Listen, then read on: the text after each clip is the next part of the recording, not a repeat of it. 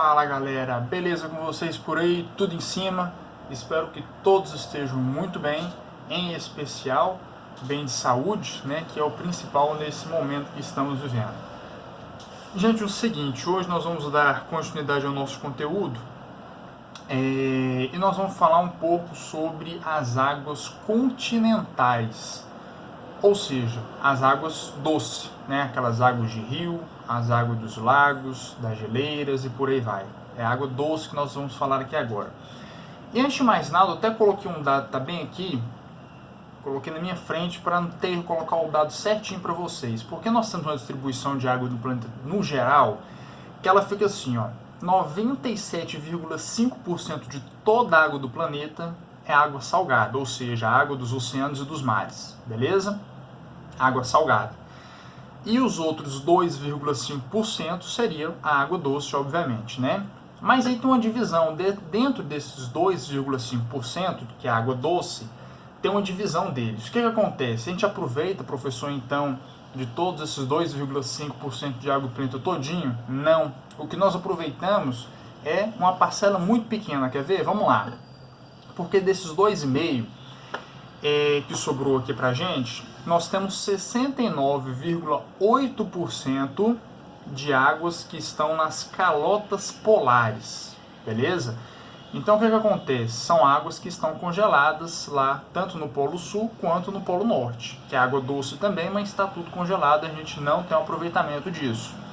Depois nós temos 29% da água doce está concentrado nas regiões subterrâneas. As águas subterrâneas, que são elas os lençóis freáticos e os aquíferos, que em outras aulas eu vou explicar para vocês o que seriam esses aquíferos e o lençol freático, tá? Mas segurando aí.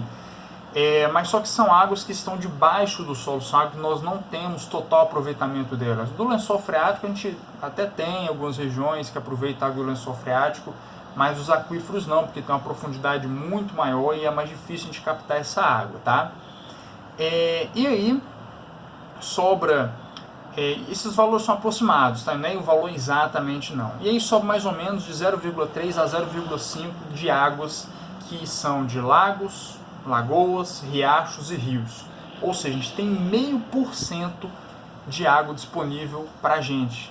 Que desses 0,5% são dos rios, são dos lagos, lagoas, que a gente abastece toda a população mundial, né? Basicamente dessa água. Então a gente tem 0,5% de água que a gente aproveita. O restante, água salgada nem conta, né? Água subterrânea muito pouco, e as calotas polares, tanto no Polo Sul quanto no Polo Norte, e as geleiras também em regiões montanhosas, não tem como beber dessa água e aproveitar dela porque ela está congelada, né? Então ela fica lá paradinha, beleza? Então a porcentagem que a gente aproveita disso é muito pequena. Então a gente imagina só, 0,5%, professor, é muito pouco, a água vai acabar, não sei o quê. Outra regrinha aqui importante para vocês. Muitos falam assim, a água vai acabar. Se eu colocar para vocês que a água ela nunca vai acabar, vocês acreditariam em mim? Mas deixa eu explicar também, né? Não é simplesmente nunca vai acabar e pronto. Acontece o seguinte, gente, devido ao ciclo hidrológico que nós já estudamos nas aulas anteriores, a gente já sabe que a água ela tem um ciclo, que é chamado de ciclo hidrológico ou ciclo da água, né? Ela não permite com que a água acabe, porque tem a evaporação, a condensação, a precipitação, o escoamento superficial e começa o ciclo tudo de novo, né? Mas tem um problema. O que pode acabar é a água potável do planeta, ou seja, aquela água que a gente bebe, que a gente lava louça, escova o dente, toma banho, as necessidades do ser humano no dia a dia. Então essa água, se nós não cuidarmos, essa água potável, sim, ela pode acabar. E aí não adianta nada a gente ter água chovendo todo momento, água para tudo para todos os lados, sabendo que a gente não pode usufruir dessa água. Não adianta absolutamente nada, né? Sabendo que se a gente ingerir essa água, a gente pode até mesmo morrer ou provocar uma doença severa, tá? Então a gente tem que sim cuidar da questão da água, porque a água potável, ela pode acabar. Ela vai continuar sendo água, mas não vai poder usufruir dela porque ela vai estar totalmente poluída. Então por isso que tem uma extrema importância de cuidar da água do nosso planeta. Água do rio, seja também do subsolo, né, dos aquíferos, de geleiras e por aí vai. É importante de cuidar, beleza? Mas a água em si, no geral, a água do mar, até a água dos rios, essas águas não vão acabar por conta do ciclo hidrológico, tá? A presença da atmosfera no planeta permite ocorrer esse ciclo no planeta todo. Tranquilo, meu povo? E é o seguinte, hoje eu vou estudar algumas outras coisinhas sobre a questão, as partes do rio, o que é uma bacia hidrográfica, entre outras coisas, tá? Então, primeiro caso é o caso dos rios. O que é um rio, né? Acho que todos que já sabem, mas o rio tem dividido em algumas partes. Ele tem a nascente, que é onde ele nasce, é o ponto mais alto do relevo onde ele nasce. Tem o lugar onde ele morre, né, que é onde ele vai desaguar no mar, o deságue do rio, a foz que nós chamamos do rio, tá? E aí, o que acontece aqui? Nós temos o corpo que está nesse miolo aqui do rio, é o corpo dele, né? Onde nós temos uma margem direita e a margem esquerda. E como que nós sabemos qual margem é qual? A gente fica no sentido que o rio está correndo, ou seja, faz de conta que está uma nascente aqui atrás de mim. O rio está correndo em direção a vocês, tá? Então o rio está correndo assim, eu estou de costas para a nascente do rio. Então essa margem é a margem direita e a outra margem a margem esquerda, que não é minha direita nem minha esquerda, tá? A gente fica de frente para o mesmo sentido que o rio está correndo. Então se o rio está descendo, eu fico de frente, fico no mesmo sentido do sentido do rio, e aí eu defino a margem direita na minha direita, a margem esquerda na minha esquerda, tá? Se eu virar de frente para a nascente, aí não é direita e esquerda mais, eu inverti, tá? Eu mudei o meu sentido, beleza? Então o ideal é ficar de costas para a nascente, ver para onde o rio está se direcionando, e aí eu vou definir com a margem à direita e à esquerda, beleza? Essa é a forma correta de dividir as margens do rio, beleza, meu povo? Então o local onde ele nasce, o local onde ele morre, que geralmente é no mar. Mas todos os rios morrem no mar? Não. Nós temos rios afluentes. O que são os afluentes? Os afluentes são aqueles rios que nascem e desaguam em um outro rio principal. Vamos pegar um exemplo aqui do rio Amazonas, o maior rio do mundo. O rio Amazonas, ele morre lá no Oceano Atlântico, lá na região norte do país. Ele deságua lá. A foz que nós chamamos, a foz onde ele deságua, tá? Ocorre no Oceano Atlântico, beleza.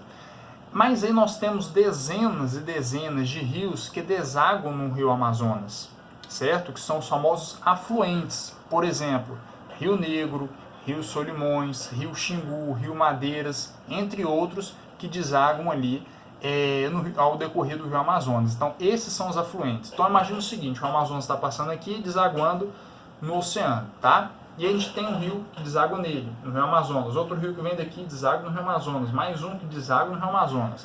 Esses são os afluentes. Além dos afluentes, nós temos aqueles que são chamados os afluentes dos afluentes. Ou seja, um rio que deságua um afluente, que depois esse afluente vai desaguar no rio principal. Como, por exemplo, o rio Amazonas. Nesse caso, o rio Amazonas é o principal rio, tá? Então, existe o afluente do afluente também. O negócio é meio doido, né? Mas só que vai indo longe, beleza? E além da questão de afluentes que deságua, né? Onde o deságua dele é o fosso, tem a nascente, tem um corpo do rio, nós temos um negócio chamado bacias hidrográficas. O que seriam bacias hidrográficas? A gente pode dizer que é toda uma área onde nós temos ali a junção de todos os rios afluentes e o principal rio, tá? Eu vou mostrar para vocês no livro que tem aqui uma imagem de uma bacia. Vou colocar bem aqui, ó. Gente, isso daqui é uma bacia. Então a gente liga todos os pontos de nascentes, tá? Liga todos os pontos aqui até o local onde ele deságua. Tá vendo aqui? Isso daqui é uma foz, tá? E lembrando que tem uma diferença de foz. Foz é o local onde deságua, tá, gente? A gente tem foz em delta, que é esse sentido bem aqui, a gente tá vendo aqui, ó. Tá vendo que ele forma meio com um triângulo? Ó, o formato dele é meio com um triângulo. E nós temos foz em estuário também. O que é foz em estuário? Não tem esse triângulo aqui. Do jeito que ele vem, ele continua deságua no mar, de forma reta. Quando ele vem reto, ele é estuário. Quando ele vem em forma de triângulo assim, foz em delta, tá bom? Só essa diferença para vocês aqui. Então, toda essa região, toda essa área aqui, gente, ó, é uma bacia hidrográfica, tá? A gente liga, então, todos os pontos das nascentes, beleza? e fecha aqui onde ele morre. Isso daqui é uma bacia. Então, qualquer área que a gente pega desse ponto aqui faz parte da bacia desse rio principal, que nesse caso aqui não está colocando o nome, né, só para representar para vocês, mas faz de conta que é o rio Amazonas, tá? Como foi o exemplo que a gente deu. Esse rio bem aqui, o rio Amazonas. Então, qualquer área dessa região aqui, ou qualquer ponto dessa região, faz parte do rio Amazonas. Inclusive, um negócio importante a gente saber, se qualquer chuva que ocorra em qualquer ponto dessa região, choveu aqui na montanha, nessa região bem aqui, de morro, por exemplo, tá? Essa água da chuva vai cair nesse rio aqui, esse rio vai desaguar no rio Amazonas aqui embaixo, beleza? Ou seja, a chuva, a água da chuva que cai aqui, a partir do momento que ela cai nesse ponto, ela faz parte da bacia do rio Amazonas. Por quê? Essa água vai correr para esse rio principal, para esse rio afluente aqui, que esse rio afluente vai desaguar no rio Amazonas e do rio Amazonas vai seguir para a foz aqui dele em delta, né? Para o Oceano Atlântico, beleza? Então, isso daqui é uma bacia hidrográfica, tranquilo? Isso daqui, gente, é basicamente as partes que nós temos do rio, tá? Então, desde a nascente dele até o seu corpo principal, separando a margem direita da esquerda, e a foz é onde ele vai desaguar, ou seja, onde o rio morre, tá? O rio principal, todo o rio principal, ou a maioria deles, desaguam em regiões de oceanos ou mares, enquanto os afluentes vão desaguar no rio principal, tá bom? Então nasce um rio afluente, deságua no rio principal, beleza? Tá tranquilo isso aqui, né? E como a gente está falando sobre questões de bacias, vou demonstrar para vocês aqui, falar um pouquinho sobre a questão dessas bacias, porque o Brasil, ele tem a maior bacia do mundo. Vocês sabiam disso? O maior rio do mundo se encontra aqui no Brasil, que é do rio Amazonas. A maior extensão do mundo está aqui. Gente, o rio Amazonas ele é tão grande que tem um ponto dele que de uma margem a outra, que nós já sabemos que é margem, né? Da margem direita até a margem esquerda, toda essa extensão aqui é o rio dele, né? Então passa água do rio por aqui no meio. Essa distância é uma distância de 12 quilômetros. Imagina, 12 quilômetros. Depois, se vocês não sabem muito bem a questão de distância, pergunta para o pai ou para a mãe de vocês, o que seria 12 quilômetros? Quando vocês estiverem viajando de carro, você pede para marcar assim, pai, mede, ou então mãe, né, mede 12 quilômetros no carro, eu quero ver qual que é a distância da margem do rio Amazonas. Vocês vão ver o tanto que esse rio é grande, são 12 quilômetros de água. E isso eu não estou falando do comprimento dele não, eu estou falando da largura, viu? Porque de comprimento são mais de 6.000 quilômetros. É coisa demais, tá bom, gente? Então é um negócio importante porque é o principal rio do mundo, a maior extensão seria o rio Amazonas, que está aqui no Brasil. Ah, mas ele é só brasileiro? Aí está uma ideia importante também. Não, gente, ele nasce lá na região dos Andes, no Peru, um país aqui da América Latina que chama Peru, né? E ele nasce com um negócio interessante, através do degelo dos Andes, porque lá nos Andes, a altitude muito elevada, então neva, congela, fica congelado. Quando chega no verão, essa água vem derretendo, né? Esse gelo, melhor, ele derrete, vira água, vem descendo toda a cordilheira dos Andes. O local onde ele nasce, gente, ele nasce com apenas alguns centímetros de nascente, alguns centímetros de água. Mas aí, quando chega na região lá da cidade de Manaus, que é onde ele vira rio Amazonas de fato, né? Nós temos 12 quilômetros de extensão, que é coisa pra caramba, tá? Entre eles, nós temos no mundo todo muitas bacias também, algumas das principais, como por exemplo, a bacia do Yangtze, que é um rio da China, o rio Hangzhou, que também fica na China, uns nomes tudo doido, né? A bacia do rio Nilo, que é um rio muito importante também, inclusive o segundo maior rio do mundo, o rio Nilo que está lá na África, ele vai desaguar lá na altura do Egito, no mar Mediterrâneo.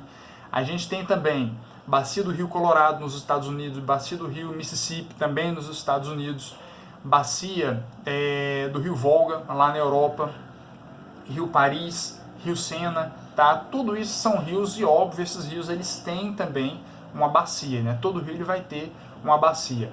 Uma outra bacia muito importante aqui no Brasil é o do rio São Francisco. O Brasil, gente, é muito rico nessa questão hídrica, tem muito rio aqui no Brasil, né? O principal rio Amazonas, tem o rio São Francisco, tem a bacia também do Araguaia e do Tocantins, que é um rio também muito importante que nós temos aqui no território brasileiro. Então o Brasil ele é extremamente privilegiado quando a gente fala de questão de água, viu? Inclusive, o país que tem mais água é o nosso Brasil, tá? Devido a essa riqueza hídrica que nós temos toda aqui, bacia para tudo quanto é lado, tá? Rio para tudo quanto é lado, e rios grandes, tá? Não é riozinho pequeno, são grandes rios com grande volume de água, beleza? Gente, para o vídeo não ficar muito longo, vou falar só um pouquinho aqui da questão sobre a distribuição de outras partes de água, e depois a gente fecha e complemento num próximo vídeo, tá? Então, além dessas águas de rios, nós temos as águas subterrâneas. Como eu coloquei o dado para vocês aqui, as águas subterrâneas giram em torno de 29% e 30%, tá? São as águas que estão debaixo do solo. Essas águas aí, gente, falar dela que é um pouquinho mais difícil. A gente tem a parte do lençol freático. O que é um lençol freático? É uma parte onde, quando a gente perfura o solo, depois de alguns meses de perfuração, a gente chega nessa região onde o solo está cheio de água. É o que nós chamamos onde o solo está saturado. O que é saturado? Ele está cheio de água, beleza? Então a gente tem esse lençol freático, que ele está bem mais próximo à superfície, mas aí nós temos outras regiões, aí não é do mundo todo, né? Só alguns pontos. Aqui no Brasil a gente é privilegiado por duas grandes regiões de aquíferos. O que são os aquíferos? Os aquíferos já são grandes reservas de água, porém em profundidades bem maiores. E aqui no Brasil a gente tem o famoso aquífero Guarani, que a extensão dele é gigantesca. Ele não está só no Brasil, ele está em outras regiões também, como por exemplo no Uruguai, na Argentina, no Paraguai. Ele passa por essa região também, mas a maior parte do aquífero Guarani se concentra no território brasileiro, tá? E nós temos também da região norte, que agora sim esse está no Brasil, que é o famoso Alter do Chão, né, que é um nome colocado sobre um aquífero que nós temos lá, que a capacidade hídrica dele também é riquíssima. É muita coisa, é muita água que nós temos lá na região norte. Além dos rios, também nós temos um aquífero que tem uma reserva gigantesca, beleza? Então, para não confundir, lençol freático está próximo da superfície, o aquífero a gente pode dizer que é uma grande bolsa de água, devido até mesmo a uma falha geomorfológica que nós temos. Se eu vou falar esses nomes difíceis, não vão entender isso aqui agora não. Mas é uma grande bolsa de água que a gente tem em regiões mais profundas, tá? A gente tem que cavar bons metros e metros, até chegando até mesmo a quilômetros aí, para a gente poder chegar a alguns aquíferos. Já o lençol freático não. Mas lógico que vai depender também da região. Tem regiões que o lençol freático ele é um pouco mais profundo, tem regiões que ele é um pouco mais próximo da superfície. Inclusive, em alguns pontos, o lençol freático até mesmo aflora na superfície, formando regiões de lagos, por exemplo, tá? Então, cada caso é um caso. Mas o lençol freático, ele está bem mais próximo da superfície quando comparado com um aquífero. Beleza, meu povo? Então, por hoje, vamos fechando aqui, até para o vídeo não ficar muito longo. Na próxima aula, a gente termina falando dos outros tipos de água doce que nós temos espalhado pelo mundo, e especificamente as geleiras, beleza? Então, um forte abraço para vocês, fiquem com Deus. Caso tenha alguma dúvida, só mandar pergunta aí pelo grupo do WhatsApp, tranquilo? Então, um abraço, meu povo, e até a próxima aula.